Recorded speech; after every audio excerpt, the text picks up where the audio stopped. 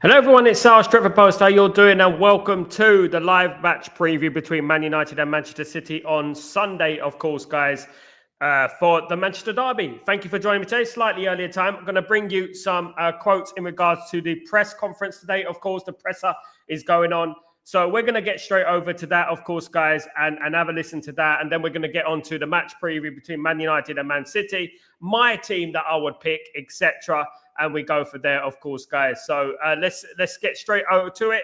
Guys, thank you so much for joining. Please don't forget to subscribe to the channel. And please don't forget to smash a like on the video. If you guys can do that for me, that'd be absolutely fantastic. Thank you, everyone who's joined me today. Absolute legends. Let's get into the press conference today. And let's see what Ruben Amorim has to say in regards to the Manchester Derby, of course, guys. Let's do this. Let's get into it.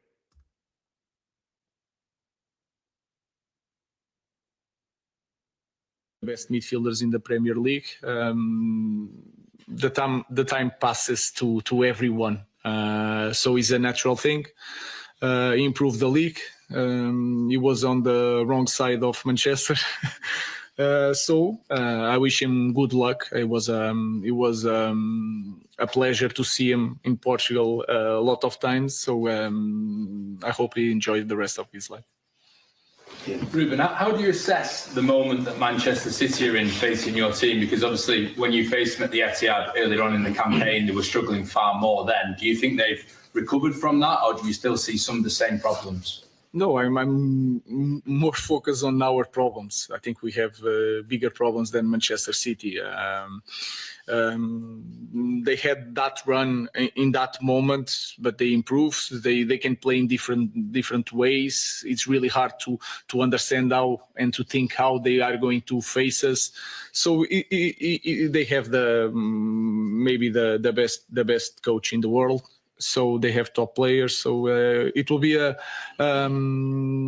difficult match. But like I said, I'm so focused on improving my team that I'm not worried about the improvements of Manchester City. Just try to understand how Manchester City is going to play to help my players to be on top of their game.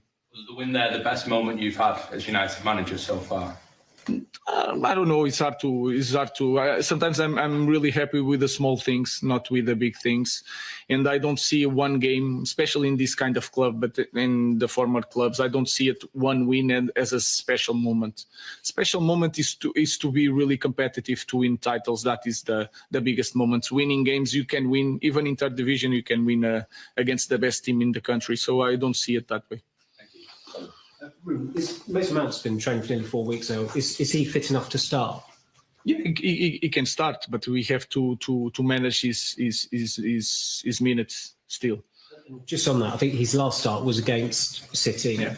This is a big run-in for the club, but for him in particular, could this be the making of him at United, given the injury issues he's had? I don't know. The important thing is not to speak about that too much. If not, he's going to think all the time, it's my time, I have to do it. So let's Mason Mount train a lot of times, getting the load in his body, and forget about that. That is really important, because the mind sometimes is more important than the body. So I don't. It's one more player that is fit to play. We'll see on Sunday. Hi, Ruben. And you said just then that special moments are winning titles. I think Sunday's your 20th Premier League game. You've got 22 points from a possible 57. With that in mind, the club have got this grand plan of winning the title in 3 years' time. Is it realistic for the club to be thinking in that way, given that points tally that you've got? And is that unfair? Does that put extra pressure on you as a manager when the club comes out with these grand visions of winning a title, which seems, to the outsiders at least, very unrealistic? Yeah, no, it's not. Of course, I understand that I'm not naive. What I don't want is, sometimes it's for me. I don't want to think that we need a lot of years to be competitive. I cannot think like that. I cannot manage that. It's not in me. That's why I'm putting pressure on myself. I know that we are not going to be the biggest content to the in the next year or 2 years. I know we need to do a lot of things. We are doing a lot of things, doing this putting some standards, and sometimes we change players, sometimes because they are not just here, sometimes they have to learn how to adjust to our new standards. I know that, so it's really hard to do something like that in 1 year. Then we have to change a lot of things. We are changing a lot of stuff. We are changing a lot of things inside the club. I know that it's going to take time, but I will not think like that, and I will not say that I need a lot of years. I cannot manage that. So for me, it's like we are preparing something that we have to change a lot next year. So it's not next year is our goal. So I'm not saying that we are going to win the title on the next year. I'm not crazy. What I'm saying is that I don't want this conversation that we need a lot of years and let's keep it calm. No, we are in the rush. So next year we are suffering a lot for next year to be so much better. And that is our goal. And sometimes things can happen. So I don't know. I don't want to be that guy that is here saying that we need a lot of time. I will not be that coach. Thank you. Rob, you just said that you're in a rush to win a Premier League title. But when you see City have quite an average season and they're in a position where they're able to spend 180 million in January, and you're talking about maybe in the summer having players have to leave before players can come in, is that not quite daunting to see that they're one of the teams that you have to captain? They're able to do this when perhaps you aren't able to do that? Not just Manchester City, but other teams. They have one. They are already in a place that we need a lot to catch them, and they will improve for sure next season. Again, I just want to focus on our strengths, and then try to use our club to try to bring 1 or 2 players, big players. I don't know. Sometimes big players for me is different from you. What I'm saying is that we need to focus. We are doing all the stuff for next season to be better and so much better. If we are going to win something, I don't know. It's going to take like 4 years. That was in the memo. I don't know. In my idea, I cannot manage again. I will not manage this thing of in 4 years, I will try something. For me, we will start next season. We need to be so much better because this is a massive club and the pressure is that. So I want to put that pressure on me and everybody here. James. Ruben, just on that, in the past, some of your predecessors as United manager, they'll finish in the top 4, maybe finish second, third, and they've talked about trying to get above City, get above Liverpool. Is the reality of the challenge you face now is it's not just Liverpool or Arsenal, City? There are clubs like Villa and Newcastle and Brighton who, while United have gone down, have all increased, and you've got these clubs to actually get past first before you can even think about toppling a Liverpool or an Arsenal or City. Yeah, I think the focus must be how to improve our team in every aspect. So if we think like that, of course, the Premier League is so different.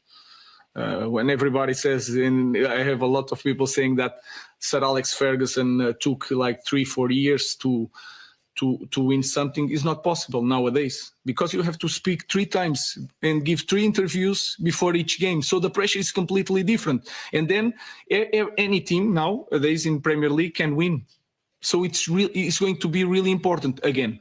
But we are in Manchester United. There is a lot of good things. There is a bad things. That is the pressure. No matter what the context, we need to be there with the best ones. So of course, we will have to face a lot of adversity and a lot of big teams, more than in the past. But let's focus on that and try to win the next game. That's just about it. But just want to point you in the direction of our arrival. That was some of the press conference from Ruben Amorim, guys. Some quotes there in regards to Mason Mount being fit, of course. He said that his minutes have to be managed, that he's not quite as ready yet, of course. Speaking about the title challenge, Ruben Amorim did say that in regards to the title challenge, it's unrealistic at the moment. He would be, quote, crazy to talk about a title challenge next season, but he doesn't want to be one of those guys who say that it's going to take a long time. And this is precisely what we've been talking about. This is precisely what we've been on about in regards to that we don't want to talk about 5 years. He's not saying that we're going to win the league, but we're talking about getting us into a position to challenge, to do something. and he's quite right. He says that we don't want to be. I don't want to be that guy to wait 4 years for a title. He was also speaking about Sir Alex Ferguson there. Sir Alex Ferguson, who had 3 or 4 years before he could challenge for a title, to win a title, should I say. And basically, it was longer than that. It was 6 years, before he ended up winning the title for Manchester United. So basically, what he's saying, pressure is a lot more different now. There's 3 or 4 interviews before every game. And, this is spot on. And it's something that we have to remember when we're talking about football these days and football back then. Do you know what I mean? At the end of the day. So that is very, very important, guys. And I would say that there is obviously a lot of pressure and for him to do better. And next year, as I said, next year is going to be the season where we're probably the volume be raised. There'll be a lot more pressure going on, of course, in regards to the pressure on Ruben Amorim. There will be, of course, there will be. And we know that. Do you know what I mean? We know that there will be pressure on Ruben Amorim. Absolutely. Big up, Noah, by the way. Hope you're doing well. Big up you, legend. You're the legend, Noah. Thank you so much, my friend. But Lucky Singh, Glazers out fan. Garbela, Ben Cherry. I'm giving big up Lucky Singh. How you doing, my friend? Hope you're doing well. So there's a lot of quotes in that interview that make me think that, he's not here for the long run. He wants to have success, and he wants Man United to do well, and he wants to be successful at Man United.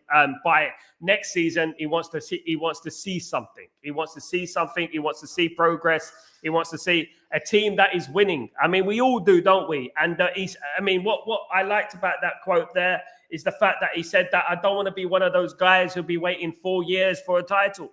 Absolutely. I'm going to, next year. A bit like what Arsenal do. We don't want to get into that level, of course, guys. Absolutely.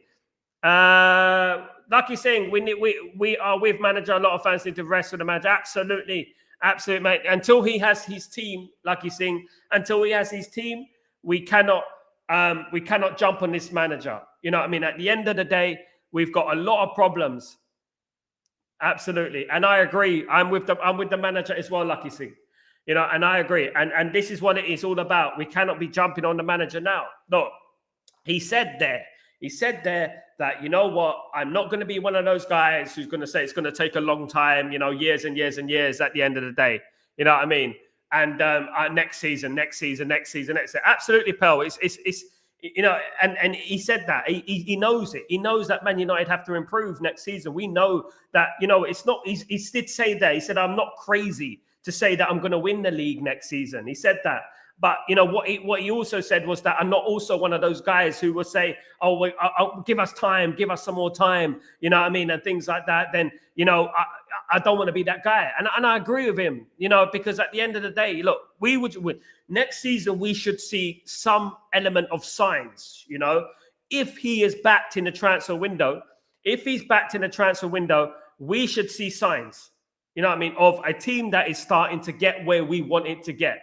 You know what I mean? That alone shouldn't take years. Do you know what I mean? At the end of the day, that alone should not take years. We can't wait years as Man United fans. We can't be waiting forever for him, you know what I mean, at the end of the day to win us or to get us title. Well, look, guys, we've been 13 years without a proper title challenge, guys. We're not even talking about winning the league. We're talking about a title challenge. We've been nearly 13 years without one.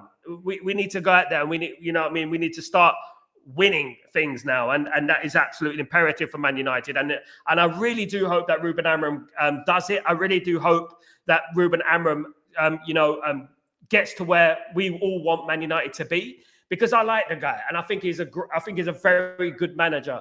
But also a lot of this has to do with the ownership. A lot of it has to do with Ineos and the Glazers. Are they going to back him? And you know what? At the moment, he did say in that interview, in that press conference, that some players will leave, other players will come in, 3 or 4 players will come in. So let's wait and see in regards to that. If a manager, I need a more kicking strikers for next season, we will get better goal scoring. Absolutely, Lucky Singh. Absolutely. We know fans want big trophies, but first we have to get the clinical goal scoring. Yeah, Man United's biggest problem, Lucky Singh, as we know, is the Man United ability to put the ball into the back of the net. Man United don't have that ability to do that. And over the last 2 seasons in particular, we've been a minus goal difference, of course, which is disappointing as a Manchester United fan that we have a minus goal difference. I mean, I never would have thought in my lifetime, Man United would go 2 seasons with a minus goal difference, and we were the kings of scoring goals at one point. We couldn't stop scoring goals. And I miss that. I miss the times when we used to just freely put that ball into the back of the net. Do you know what I mean? I miss those times. You know what I mean? And to be honest with you, I hope they come back. We do need to spend on a striker. I mean, this is why we were talking earlier about an experienced striker, someone who knows how to put the ball in the back of the net, someone who is, has been around the block. I mean, I'm not talking about, as I said, I'm not talking about 35-year-olds. I'm talking about 25-year-olds, 24, 25, 26, players who have done it and scored goals, in other countries and other leagues, it would be great if it was a Premier League player. But we're looking at the pool of talent around Europe at the moment, and it's not absolutely amazing. And let's be real about that. The goal scoring, the goal scorer footballer is not quite as potent as it used to be. There used to be goal scorers everywhere you go. There used to be strikers. You look left, you look right. Every team you go to, there used to be strikers, of course. Like I said, that we are learn steady and absolutely. Like I said, it's all about, we have to learn. And the thing is, basically, what I would say is that we need to find that right striker, the right striker who is going to get us the goals that we need, guys, who's going to get us the goals that we need, and we can move forward with Manchester United, you know what I mean, and start scoring some goals. Also, I would point out that, we do need balance in the team. We need a right winger, of course, a right wing back. Balance is so important in the football team, and it's not just the striker, it's not just attacker, it is about defense as well. Defense does affect the attack, believe it. So if we're playing a right wing back system, the balance of the right wing back system needs to be good. Otherwise, we're not going to have a balance to contribute to us scoring goals. In football, it is all about the small margins. The small margins, that's what it's all about in football. And it just takes a little bit of a wrong formation, a wrong shape to twist the game to one side. Do you know what I mean? In regards to that, and we have to hope that we get the right signings in that fix the shape of the team. And then look, knowing our best 11 as well. We don't know our best 11. Our 11 is consistently changing. It's consistently changing our 11. And to be honest with you, we need to have a settled 11. On the pitch. We need to know our best 11, number one. That is the most important thing. Now, as I said, I would love Man United to get a new goalkeeper. I think that the goalkeeper is so underrated. We need a new goalkeeper. The position is underrated. It's so important that we have calm at the back. I do believe I like Onana, but I think that he creates too much anxiety, indecisiveness. When he gets the ball, he stops on the ball, he hovers a little bit, and you know what? You don't know what he's going to do next. And then he ends up hoofing it upfield to no man's land at the end of the day. And we don't want that. Do you know what I mean? We could have kept David De Gea for that at the end of the day. But what I would say in regards to Onana is that I don't think he is a Manchester United goalkeeper. I don't think he is a goalkeeper that is going to bring you forward. So I would bring in another goalkeeper who's more assured, who's more commanding in his area, who doesn't make silly mistakes. I mean, everyone makes mistakes, we know that, but at the end of the day, not the consistently, and the number of the quantity of the mistakes is too many if you want to be challenging for league titles, etc. Guys, in my opinion. Big up, Kenny. How you doing, my friend? I hope you're doing well. Happy hour Friday time. Big up Friday, Kenny. How you doing? I hope you're doing well, my friend. Hope you're good, brother. So look, I had a little bit of the press conference there at the beginning of the show. So look, you know what? I like what he said. What he said. He said, I'm not crazy that I'm going to win the league. I'm not crazy, but I'm not one of those guys who's going to be like, you know what, telling you it's going to take a long time to win the league. And basically, that is a bit like Arteta, isn't it? Next season, it's going to take a long time for me to win the league. I guarantee you, give Ruben Amorim the tools, the money, and the time that someone like Arteta has had, you will see a great Man United team under Ruben Amorim. I really do think that. I've been around the block. I've seen, the great man himself, Alex Ferguson. You know, and I don't throw out compliments and etc. lightly. I don't go out and just say willy-nilly that this manager is going to be good. I'm not one of those overzealous people, of course, guys. I'm not one of those people. What I am, however, is a guy who can judge someone and judge the person and judge the personality, because the personality is very, very important. Absolutely. Very important. Big up, Stephanie. What's going on, my friend? Hope you're doing well. Good to see you, mate. Hope you're good. Hope you're good. Absolutely. Give me goals going midfield wing back this summer. Absolutely, Lucky Singh. And this is what it is. As I said, we get the goalkeeper, the right wing back system. We get one midfielder, one attacker, and one striker. I mean, I'm not asking for much, isn't it? We're simple. I'm a simple man at the end of the day. But what it is, like, I would say goalkeeper needs to be sorted. I like Seni Lamens. Going to be cheap, 21 million. I like that player. Frimpong or Roger Fernandez as a right wing back, one of those two. Edison as a midfielder. Trincao or Cherky in the number 10. And I would have Osman or Gutierrez up front.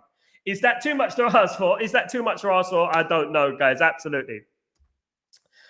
Stephanie, let Emma remove the players he doesn't want at United is very important too. Yeah, it's so important. And at the moment, what we have to understand, Stephanie, we still got Anthony, we still got Rashford, we still got Shaw, we still got Casemiro, etc., Malacia, etc.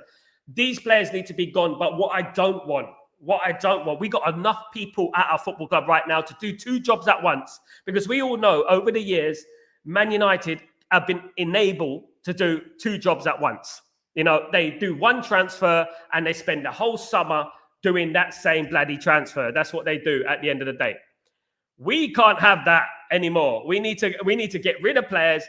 We need to have players, get players in. I mean, I'm talking about, 10 players need to leave this football club. 10 players on average need to leave this football club, right? In my opinion. You know, if all being well, if we're being realistic, we want to challenge for a title, realistically, 10 players need to leave. Right this moment now, when we're looking at players and we're looking at who's staying, who's going, etc., they need to leave this football club. We can all dream, can't we, Stephanie? We can all dream, isn't it? Dreams sometimes do come true, as Gabrielle once said. Absolutely. Remember, we have bad players to go, someone suited to us. Absolutely. Big up Lucky Singh. And this is imperative that Man United get rid of and get rid in. Get rid of course, guys. And I would say that 10 players and these players. You know what? We look at these players and we look at Shaw, Rashford, Anthony, Onana, maybe Mason Mount, Casemiro, maybe Maguire needs to leave. Evans is going. Lindelof is going. Eriksen is going. There's 10 players for you right there. There's 10 players right there. And then what you need to look at is that now, who are we going to bring in? Who's the next players coming in? We need to basically. Absolutely. Yeah, I mentioned him. Lindelof is number 10. Absolutely. So there's 10 players there. 10 players. So Anthony, Rashford, Casemiro. It's the midfield. Now, the defense is where it gets interesting, right? Or Mason Mount, you could say as well. In the attacking third, right? Then you could say Luke Shaw, Tyrone Malacia, right? Then you could say Evans, Lindelof, Eriksen, and there's one more missing, Onana. If we got rid of Onana as well, then there's 10 players right there, of course, guys. And then you know what, we see what happens there. We hope that, these players leave. We really do. We need these players, to go. But I don't think it's going to happen. If I'm being a betting man, if I was a betting man, I don't think Man United are going to get rid of 10 players. I really don't. I mean, I can only hope that they get rid of 10 players, but I don't think they will at the end of the day. But that was some of the press conference from Ruben Amorim, of course, guys, of course. And you know what? Very honest again from Ruben Amorim. Very honest again. Absolutely. Very, very honest. And I like that about Ruben Amorim. I like his honesty. I like the fact he doesn't sugarcoat anything. That's good. That is good because he doesn't make excuses, guys. So when we talk about the Manchester derby, guys, Manchester United are playing the Manchester derby. You wouldn't have guessed it, would you? You wouldn't have guessed that Man United are playing the Manchester derby on the weekend, would you? You wouldn't have guessed that is, Man United against Man City at the weekend. I mean, you know what? Look, you know what? I saw a tweet today about, Man United, Man City fans are not glory hunters and stuff. They're not glory hunters and da. Look, what we're saying, we're not discounting the Manchester City fans that have been going for many, many years, going to Main Road, etc., right? We're talking about the Man City fans who became fans, who didn't know who Manchester City were in 2008, and became fans because they were successful. That is why we attack Man City fans, because there is no such things as a real Manchester City fan at the end of the day. There's nada. There's no such thing as it, because all these Manchester City fans didn't fall in love with Man City because of Blue Moon and because of Uwe Rosler and at the end of the day, and Nicky Weaver and these players, Sean Gota. They didn't fall in love with Nicky Summerby and players like that. They fell in love with the money. That's why they support Manchester City. That is the prime reason they support Manchester City. It's nothing to do with the team, the history of Manchester City, which is it's a mere history. It's not a great history. It's a mere history at the end of the day. Stephanie, Bet Victor, don't know which one were both of them real dreaming. Absolutely. You never know. Amram always keeps saying there's accountability. If things don't go in this way, honesty is the best policy. I'm a little bit disappointed, Kenny, in some ways. I do think that some of the players deserve a little bit of criticism. For example, against Nottingham Forest, the decision making was absolutely atrocious. It was awful. You know what I mean? When you look at the decision making, and that is not down to Ruben Amorim. At the end of the day, these decisions that happen, this is down to the players on the pitch. I mean, Ruben Amorim doesn't go out there and say, I want you to shoot at first sight, and blast it all the way over the bar. He doesn't tell these players to not pick out your man, not pick out your overlapping run. He doesn't do that. At least I don't think he does that. Do you know what I mean? It'd be crazy if he done that, isn't it? But I just feel like sometimes Ruben Amorim comes across very, very, very honest. Very, very honest. And like, for example, what he said today, I'm not crazy to say we're going to win the league, but I'm not that guy who says we're not going to win the league in 10 years, for example. Absolutely. Big up, Kenny. Big up, my friend. Absolutely. We have a sort of decision making when it can strike. Strikers is one thing. It is a structure. Let me tell you something about Man United. The way Man United were built under Alex Ferguson, right? Man United always had a kind of player like Cantona, right? So in between the striker, right, there was always that middleman, right? More or less that middleman. So when you take out Eric Cantona, you put in Dwight York. When you take out Dwight York, you put in Teddy Sheringham. When you take out Teddy Sheringham, you put in Dimitar Berbatov, right? When you take out Dimitar Berbatov, you put in Wayne Rooney. That guy who plays in between the number 9 in between, right? You can have your number 10, but if Man United want to go forward, Man United needs a finesse kind of number 10, a Bergkamp, a Sheringham, a Dwight York, a Berbatov. That's kind of player that Man United need. At the moment, Man United don't have that type of player. We don't have that type of player. And I think that Man United need that sort of player, because you can have all the strikers in the world up front, right? At the end of the day, they do need supply. We don't really supply it, you know what I mean? And we make the wrong decisions every single time. And you're talking about the midfielders. You're not just talking about the strikers. You're talking about the midfielders as well. We don't have the right sort of attacking skill set for a player to score goals. We are designed for kick and run, what I would say, road runner football. You know what I mean? Up front, because in the number 10 position, let me tell you something about the number 10 position. Number 10 position, you need to have a certain set of skill set. I'm sounding like Liam Neeson now. You know what I mean? I have a set of skill sets. You know what I mean? I will find you. At the end, look, what you need is two of those two number 10s.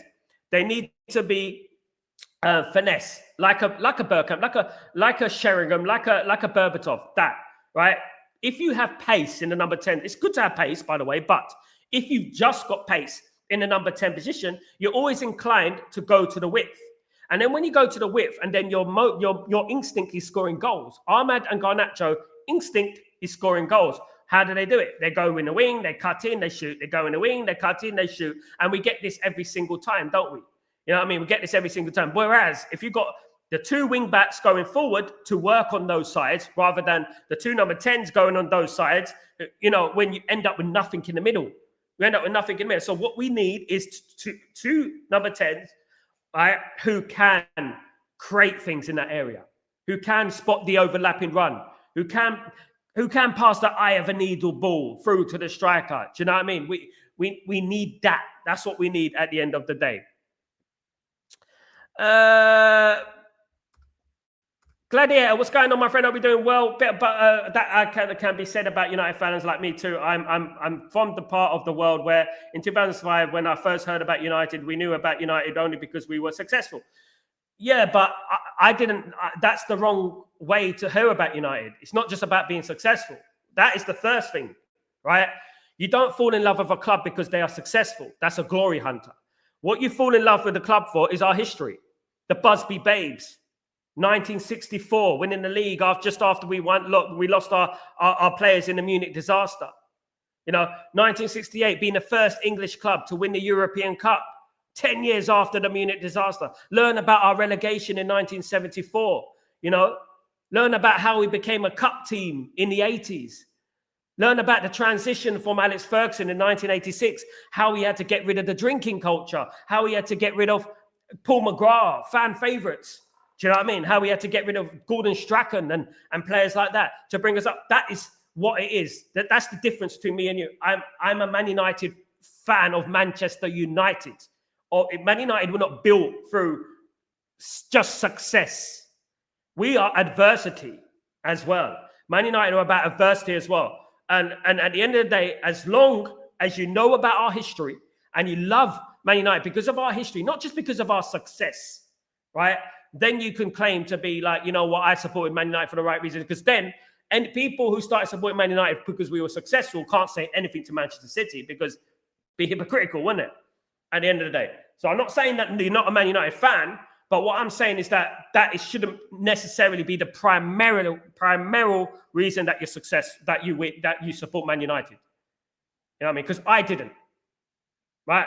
Late 80s, I started supporting Man United. Do you know what I mean? So at the end of the day, I would say that falling in love with the club, not the trophies. And that is what I did. You know what I mean? And that is what I think it's all about.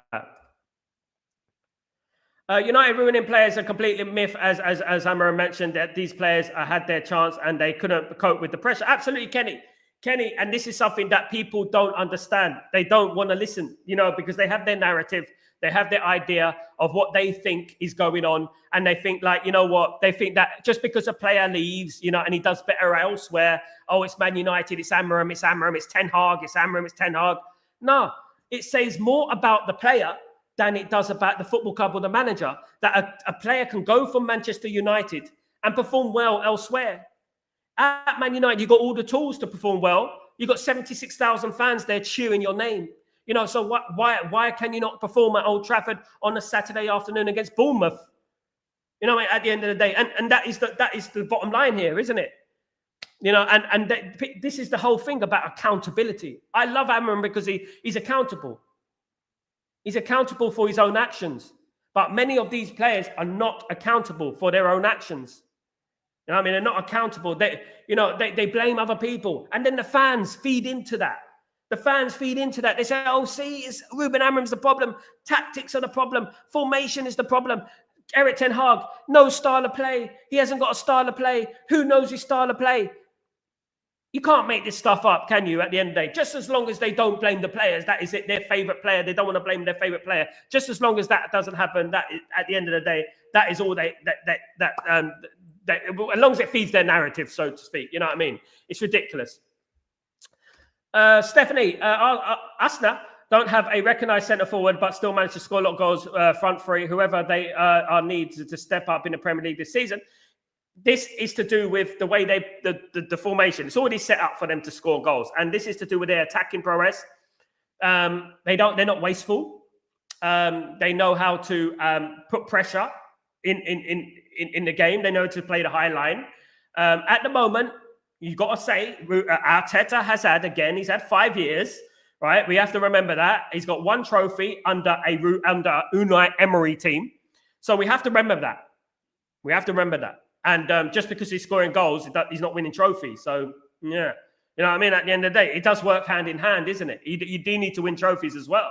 You know what I mean? You can't just, we score goals and we play pretty football. Arsenal have always played pretty football. Ever since I can remember, Arsenal have always played great football. That has been since the beginning of time for me, since I've been watching football. Even under George Graham, I felt they played well, even though they were known as 1-0 to the Arsenal. I remember even back then, they used to play pretty football and stuff like that. Lucky Singh, that why we look at the end of that Madakunia, absolutely. The one from Bournemouth I like. I do have to admit, I do like that one from Bournemouth, absolutely. If I am manager, big up Lucky Singh. Cantona United, 180 to 80 goals, was a catalyst for our team. See, this is exactly what it is, Stephanie. It's not just about scoring goals. People look at this, and there was this tweet that went out, Steph, with Marcus Rashford comparing him to Bergkamp and all these players, right? Tevez and stuff like that. It's not only about scoring goals. Of course it's not. It's about overall impact, winning games. Sometimes we wouldn't score many goals, but that one goal would win you the game. Blackburn at Old Trafford in 1995, Cantona header, win the game. That goal in 1996 against Arsenal, we chested it down and volleyed it into the top, off the bar, past David Seaman. That sort of moment. That goal at the FA Cup final against Liverpool, that moment. Football is about moments, not just about stat padding. And I feel like we're in a generation that we are just stat padding. We're just stat padding our way to excuses. You know what I mean? At the end of the day. And that goes with every single player these days. You know what I mean? They're more inclined to say stat padding. We didn't really care about stat. But look, if you look at Dennis Bergkamp, for example, or Eric Cantona, or Teddy Sheringham, and you look at these players and you say, well, they didn't score that many goals, did they? When did Man United players ever score 20, 30, 40 goals a season, 30 goals a season? When did Man United players back under Alex Ferguson score 40 goals a season? It was 20, 25, 20, 25, sometimes less. But I guarantee you that they made they made a difference to that lineup. They changed the game and they won the game, in my opinion. I like you. Big up Lucky Singh. Big up crew, big up Danny B. What's going on, my friend? Hope you're doing well. Good to see you, mate. Man City has lots of open space in between their shape. Now they are with Kusanov. They have converted right back vulnerability. Big up, JK. Very interesting buying, absolutely. Big up, everyone. Ephraim, what's going on, my friend? Good to see you back, mate. Who is more dangerous, Haaland or Mamouche? Two different players. Mamouche is more of a number 10, my friend, but I would say that they work hand in hand together. And Mamouche is a great attacker, a number 10 kind of player. Would have been great at Man United, by the way. But you know what? It is what it is. We did mention him on the show before he signed for Manchester City, of course. Erling Haaland is a king of poacher. In my humblest of opinions, I don't think he's up there with the Andy Coles, with the Alan Shearers. I don't. Robbie Fowler's even. I don't think he's up there. I think they were better players. I think what Haaland is a tapping merchant. That's what I think he is. And he takes a lot of penalties. When you look at the record in football and you look at Andy Cole's record, Andy Cole took one penalty in his whole career, yet he's still up there as one of the greatest goal scorers in Premier League history. Once scored 40 goals for Newcastle United. You know, and people just they brush these things off like they never existed. The recency bias, you know what I mean? That's what they do. They just brush it off. Oh, you know what? That's the past. We don't want to talk about the past. We don't want to have nothing to do with that. Steph, beating Liverpool 97 Cup final, stop them getting a treble was an amazing. Yep. Although, Stephanie, I would say, I don't want to become that team anymore. I don't want to be that team. I don't want to be the team that stops someone winning a treble. I want them to be stopping us trying to stop us winning a treble. You know, I don't want to be glorifying of other teams' misfortunes. It's great, yeah. If Liverpool lose, I'm happy. You know, if Arsenal lose, I'm happy. You know what I mean? If City lose, I'm happy. But you know what makes me feel a little bit low? It makes me feel, how do I say it? Like a bit like Oliver Twist. Please, sir, can I have some more, sir? You know, because Man United should be better. You know, and, you know, I mean, as we weren't a great team in 1977. We were okay. You know what I mean? With Macari, all these players. We were okay, but we weren't a great team. We're a cup team. You know what I mean? And, you know, at the moment, we're sort of gone back to that. And I do want to get rid of that mentality. I really do. And hopefully, you know what, we get back to the Premier League days. We get back to winning the Premier League. I know we're never going to get back to Alex Ferguson. I know we're not going to win 3 titles in a row, trebles, doubles like we used to, but at least I want us to be there or thereabouts up that league, of course. Thank you so much, Steph. Big up everyone for joining me. Of course, you're absolute legends. Signing for United, entering a real pressure cooker. Got to have a strong character, succeed. And this is exactly what I've been saying. I mean, I banged the drum about how Alex Ferguson, when Alex Ferguson used to go after players in the past, he didn't used to just sign the player. He used to sign the personality. He used to get to know him. He used to get to know his private life. I spoke to Jamie Jackson, the journalist, about it yesterday, of course. You know, he used to get to know what's he like, his family like. Is he got a girlfriend? Is he married? You know, what's his hobbies? What does he like to eat? You know what I mean? And things like that. And those are the things that you need to know about a player, not just the footballing skill. We know that he's going to be a good footballer. Otherwise, you wouldn't be talking to him in the first place. But what you need to know is the person. And Alex Ferguson was really, really good at that. Yes, he got it wrong sometimes, Ravel Morrison and stuff like that, but they come from the academy. But, you know, he was generally, more times than not, very, very good at that. Do you know what I mean? Very good at that and getting to know the person. Most of all, of course. Darren, what's going on, my friend? Hope you're doing well. Liverpool didn't win the Mickey Mouse treble. Liverpool never won a treble, not in my lifetime. Well, they won the Mickey Mouse treble back in 2000, of course. Just about beating Alaves, of course, Darren. 5-4. Last minute goal, header. I remember it. I remember it quite well, unfortunately. They were lucky in that game, by the way. They were losing that game. They should have lost that game. They won the League Cup and they won the FA Cup, didn't they? Was it 2000, 2001? 2000, 2001, and then they beat Arsenal in the FA Cup, Michael Owen. Arsenal dominated that game. I remember Arsenal dominating that game. I mean, just like Man United dominated the game against Arsenal in 2005. I'll never forget that game, by the way. And they ended up winning that Mickey Mouse treble, didn't they? They're never going to win the real treble. Let's be honest, guys. Touch wood, they'll never win the real treble. Thank God they're not going to do it now. You know what I mean? They would talk about the quadruple just a few weeks ago. At the end of the day, big up. Absolutely. Darren, what's the news about Mount going to Switzerland? Hope he goes to the right. What's he going to Switzerland for? Is he going to do a bit of skiing? Jamaican bobsleigh team. Look, you know what? What I would say is that, you know, he's joining the bobsleigh team. He's joining the bobsleigh team. Mason Mount, the bobslayer. Yeah, I don't know what to say about Mason Mount. I mean, I hope he comes back strong, and I hope he plays an important part for the rest of the season. I really do hope so, guys. I really do. Now, guys, let me get on to my lineups. Of course, my prediction and my lineup for the game, of course, tomorrow. Sunday, should I say? My apologies. The game against Man City, the Manchester derby, of course. So the lineup that I would pick for the game against Manchester City is this lineup right here. So this is the lineup that I will go for, guys. Of course, there's not much there, to be honest, but the lineup I will go through for here is Onana in goal. We got Euro as a centre-back along with De Ligt and Mazruri. I like that defence, to be honest with you. Probably our best defence. Dorgu left wing-back. Bruno Fernandes, Ugarte, moving Bruno Fernandes into that midfield, back in the midfield position. I think it's better he plays there. I got Dalot as the right wing-back. Who else? He's not in Sweden doing the bobsleigh team. We got Mason Mount as number 7. God, look, Mason Mount as a 7. It just doesn't even sound right, does it, at the end of the day? We got Garnacho 17, and we got number 9, we got Rasmus Højlund. That is the team that I personally would pick for the game against Manchester City, guys. That is the team.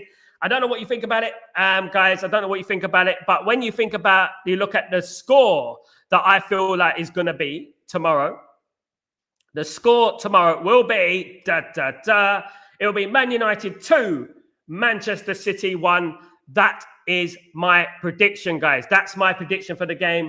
Manchester United 2, should I say. Manchester City 1, of course. And with that, it would mean that we would have done a double over Manchester City because we beat them in the reverse fixture at the Etihad, of course, guys. What a game that was, coming back to win the game 2-1 in the last minute. Of course, what a beautiful, beautiful game that was.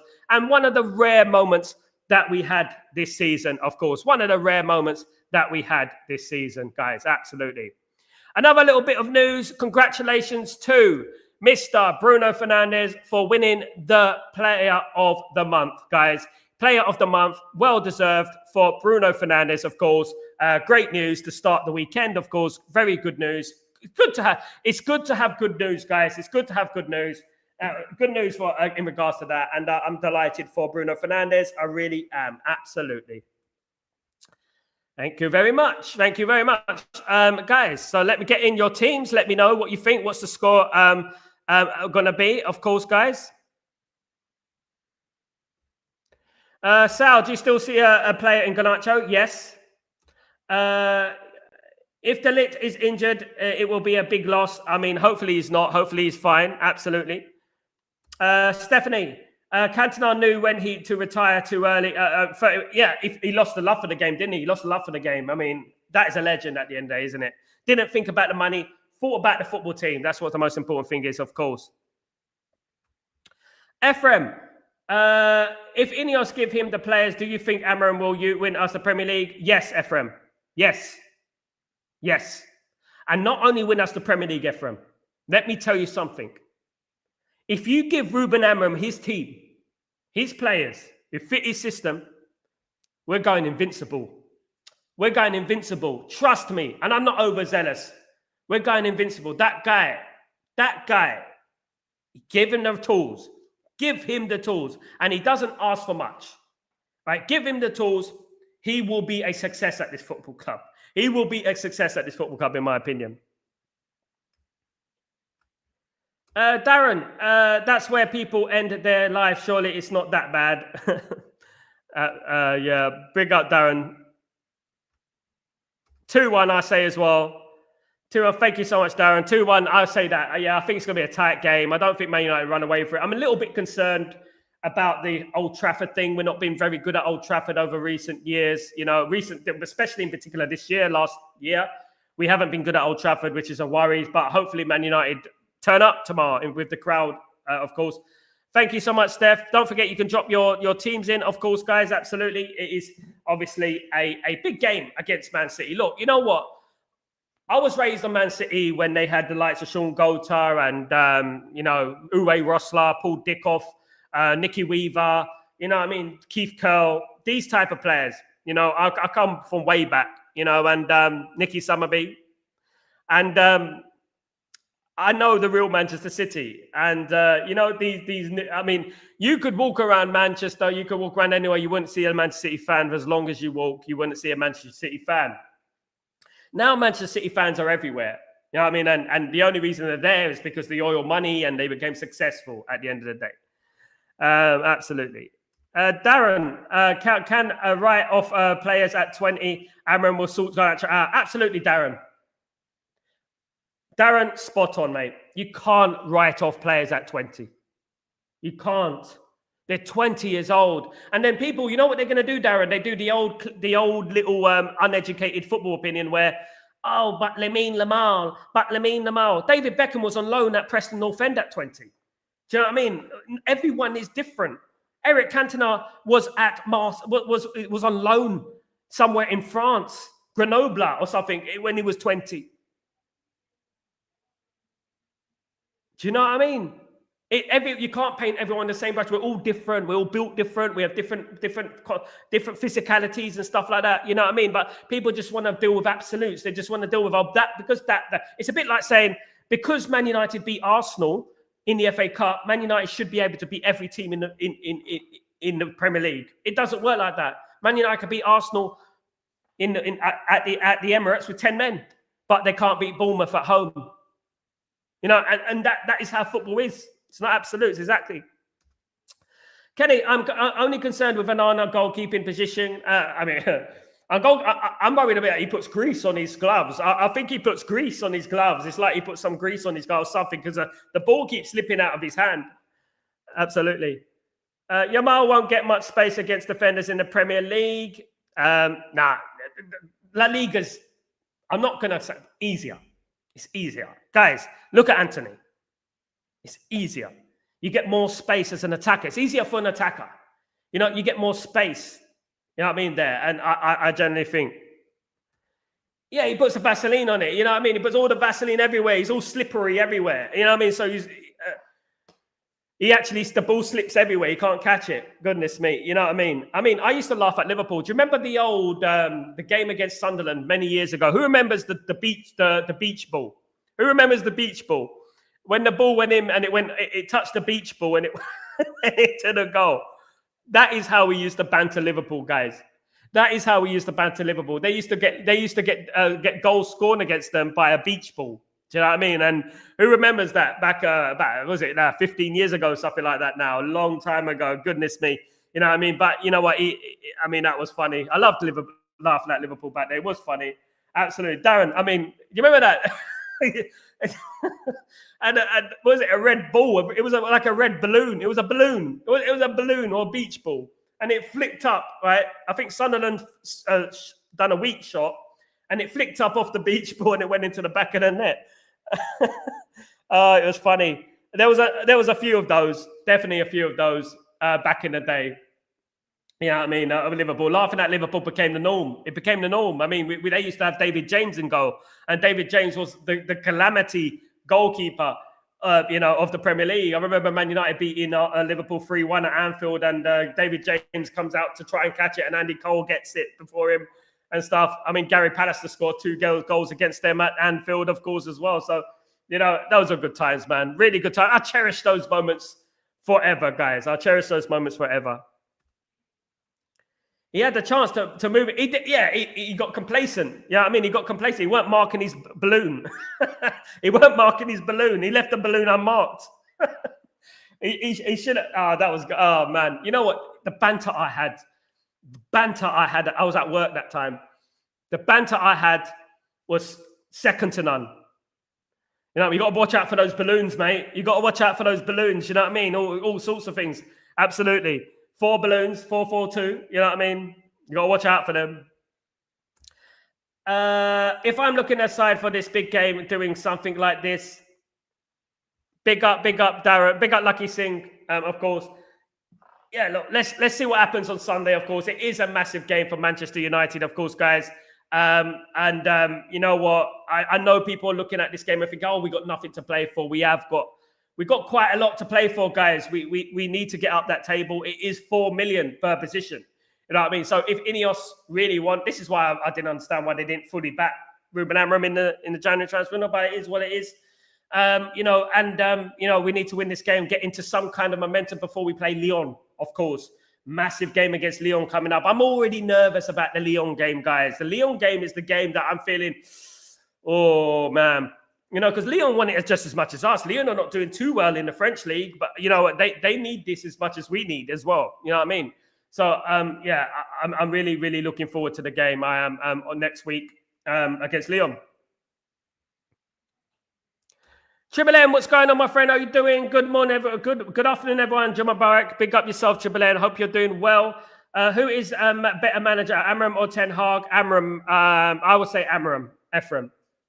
But I'm recency biased. I would say Amorim because I'm recency biased. Absolutely. So, yeah, I would say Ruben Amorim is a better manager because he's our manager right now. KDB leaving at the end of the season. Yeah, he's finished, Triple M. But rest assured, they've already got Mamouche.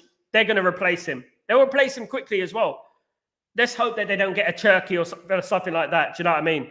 Let's hope they don't get a Cherky or something because that's what they do. They don't waste time. Now that De Bruyne has decided to leave the football club, they're going to be out there right now. I guarantee you, Man City will be out there right now, looking for the next player. Looking for the player to replace Kevin De Bruyne. That's what they'll be doing. 100%. And he's had a great career at Man City. Was a great player. Has declined a little bit, but that's expected. The amount of football he played was a thorn in our side many times, absolutely. But you know what? Everyone's time comes to an end, and he's his now. He's going to retire, and good, go away, f off. At the end of the day, I don't have any any tributes for Kevin De Bruyne. Unfortunately, I haven't written down any tributes. I haven't made any emotional tribute videos or anything like that. I just say that, yeah, good riddance to bad rubbish, and that's all I get. At the end of the day, yeah, he was a good player. That's it. A great player for Manchester City. In a time that it was very easy for them with all that money that they've got. You know what I mean? And as I said, they're going to end up replacing him. They will replace him. And with Manchester City, they'll probably be replacing him pretty quickly. Yeah, I think everyone is escaping those 115. I mean, look, this is exactly what I've been talking about, the 115. Why on earth are we worried about PSR and FFP if Man City don't even care about the 115? They're brushing it under carpet. Why should we have to worry? We shouldn't worry about these things. We just go and do what we have to do at the end of the day, in my opinion. Guys, absolutely. Lucky Singh, Joshua Xerxes, Alain Garnacho, Harry Amas, Bruno Fernandes, Dalot, Casemiro, Manuel Ugarte, Lenny Yoro. You would play Harry Amas over Dorgu, Lucky Singh. Oh, that's a risk. That's a risk, mate. That's a risk. Definitely. That's a risk. I wouldn't play him over Dorgu right now. I think Dorgu's been all right. Dorgu's been one of our better players over the last few games. All right, it wasn't anyone's game against Nottingham Forest. We didn't play perfectly against Nottingham Forest. But what I would say is that, I wouldn't throw in the towel with Dorgu. Absolutely not. Definitely not. No. But yeah, we do need a clinical scorer though. Lucky Singh, absolutely we do. Absolutely, of course, guys. So that was the presser, the match preview for Manchester City, of course. My Man United, Man City moment. I'm going to bring in a game here. Man United 5, Man City 0. Old Trafford, 1994. Andre Kanchelski's hat-trick.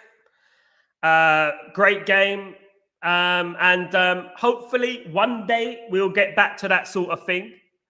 We'll get back to that sort of win. I mean, it's a long time since we've scored like 4 goals and, 5 goals and things like that, isn't it? In particular against our rivals, we do owe Manchester City a big thumping. We do, and it would be lovely if we did that. I know it's never going to happen. It probably won't happen tomorrow unless something amazing happens, incredible happens in regards to sending offs or something like that. But I would really love Man United to do something like that again and win the game like 5-0, 6-0. Wouldn't it be great if we get our revenge for the 6-1? We owe Man City a lot of defeats, mate. We owe them, of course. Andre Kanchelskis ended up playing for Man City. Yeah, but they didn't get the best Andre Kanchelskis, mate. They got the latter, Andre Kanchelskis, the latter of his career. He left Man United, he went to Everton, he went to Fiorentina. We had the best Andre Kanchelskis. And Andre Kanchelskis went when he was... Look, let's not forget where Manchester City were back then. Manchester City were in the doldrums of going from the lower Premier League to Division 1. They were in Division 1. They went down to Division 2, which is now League 1. They went down to that division. So Man City were not a threat. I like a Man City right now to the way, for example, Stockport are now. They weren't a worry to us. We don't care about them. But if they got good, we would start being concerned about them.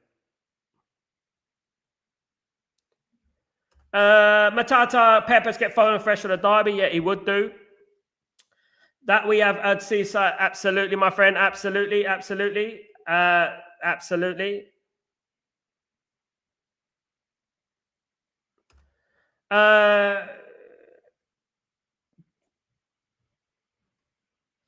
Yeah, the agent was a big problem for Alex Ferguson during those days, Matata. You're right. In regards to Andre Kanchelskis, it was the agent who was the problem. And he ended up leaving. Alex Ferguson didn't want Andre Kanchelskis to leave. But you know what? At the end of the day, I would say that every single decision that happened in that time, guys, I would not change it for the world. Why wouldn't I change it for the world? Because it contributed to us bringing through David Beckham and people like that. Do you know what I mean? It contributed to that. And I wouldn't change that for the world, because if we had Andre Kanchelskis in 1998-99, would we have won the treble? You know what I mean? I would not change a single moment or in time about the way things went in the 90s and the late 90s.